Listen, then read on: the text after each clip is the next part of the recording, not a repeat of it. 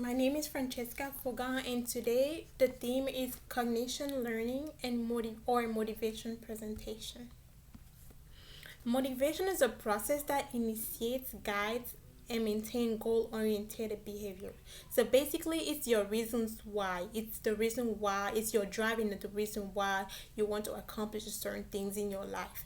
For example, if you want to lose weight, you want to start eating healthier, you want to start going to the gym, and you want to have a poster or picture of someone that you look up to, someone that is like a model to you. You want to have a picture of that person in your room, in your bathroom, somewhere where you look at every day, and it just boosts you. It's just pushing you to go to the gym. Motivation represents the gestalt psychology. Motivation and personal learning style. There's two different type of motivation: intrinsic motivation and extrinsic motivation. The intrinsic motivation is the one that comes from within, and the extrinsic one is the one that comes from outside, like your family or your entourage. The intrinsic motivation is my type of motivation. It refers to the act of doing something that does not have any obvious external rewards. So you do it because it's enjoyable. You do it because you find it interesting. The relationship with personal learning style. This type of motivation comes to you because you found a passion or interest. For example, it's easy for me to grow muscles when I put my mind into it because I love going to the gym. Socio-cultural aspect and implication of motivation.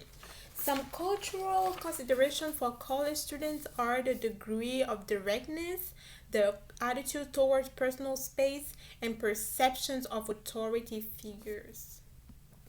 Talking about the degree of directness, in some culture it's preferable to be direct with the person in front of you.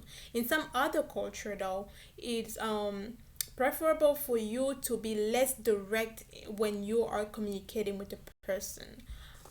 Talking about the attitude towards personal space, in some cultures it is customary for speakers to maintain at least 2 feet apart when they speak into the person. In other culture though, they accept closer interaction. Like in Africa, in Cameroon, in my country, you can approach people and have a closer interaction with the person. Versus here in America, be respect their space. Talking about perception of authority figures, though, in some cultures, students might view all adults as authority figures. In other cultures, students view teachers and police officers as authority figures. In other culture, though, designation of an authority figure must be earned by behavior, so not by their age or how old they are or what they do in life. Importance of motivation. Having a desire to accomplish something that you care about is not enough for that thing to happen. To achieve a goal, you have to have persistence. You have to, because it's always going to be obstacles. So if you're not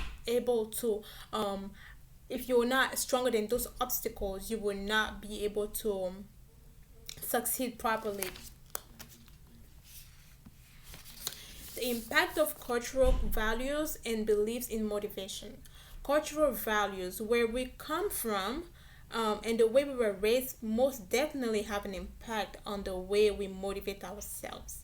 That is something we should know. For example, if you come from a foreign country and you come to America, for example, the language is already a barrier. So the way you motivate yourself, for example, if a student comes to America and start going to school, the way he motivates himself, because the language is already a barrier, is going to be different from the way an American motivates himself in school.